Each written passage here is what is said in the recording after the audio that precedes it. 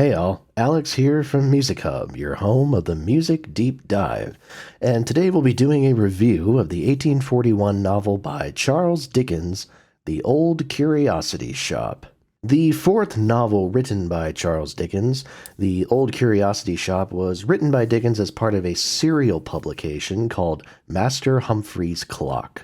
This was essentially a spin-off of the Pickwick Papers, so much so that Mr. Pickwick and Sam Weller are characters in this publication itself, and the general through line of all this is having these eccentric London residents that Pickwick describes so excellently tell stories. The Old Curiosity Shop was one of several short stories that Dickens conceived for Master Humphrey's Clock, but it seems like after a few chapters, Dickens came to the conclusion that what he was writing needed to be extended from a short story into a full-length novel. And so he did, and the novel ended up becoming his most successful to date, which is fascinating given that nowadays it's one of Dickens' least remembered plots. The reason for its popularity is pretty clear though, and that is the main character, Little Nell. In a nutshell, Nell is a composite of the title character from Oliver Twist and Madeline Bray from Nicholas Nickleby.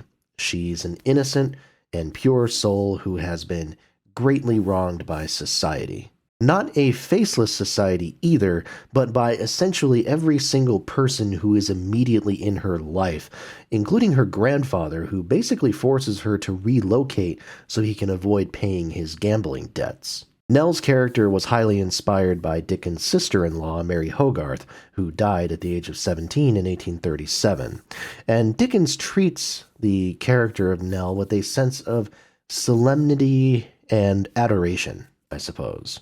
It's very apparent how much he adores writing for the character, and I think the book's strongest bits of writing come in sections where she is reflecting on her situation and on her fate. A fate which I won't describe here, but it was incredibly widely anticipated and ultimately not received well by many when it made it to publication. But as much as Nell is the emotional centerpiece of the book, I don't know if she's the true heart of it. That seems to be the character of Kit, who really ends up driving the plot in ways both related and unrelated to Nell's plight. He has some kind of similarities to the title character from Nicholas Nickleby in his willingness to fight for justice and advocate for himself when he himself has been wronged.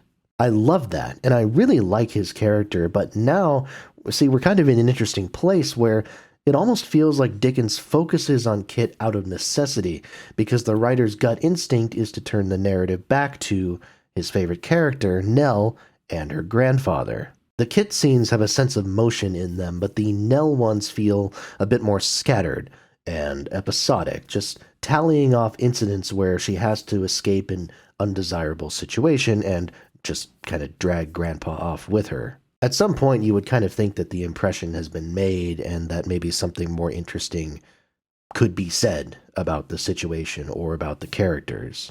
And yet, to some degree, this feels like a therapeutic book for Dickens, which obviously has its value just in and of itself.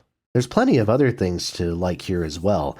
The side characters are a typically eclectic mix from Dickens, which leads to the plot taking some amusing detours that kind of sidetrack it from the main goal at times. I don't necessarily mind that, although it does make the book a little bit hard to follow from time to time. The villain, Quilp, is a sort of exaggerated version of evil that is kind of hard to take seriously, but his devilish glee is kind of amusing, and he has some clever lines kind of scattered throughout. And for as grim as parts of this book are, I think it also allows the reader to get some unvarnished, unaltered perspective on what Dickens' thoughts were on mortality. I mean, even something like Oliver Twist dances around the matter a bit compared to this, which is a bit more blunt.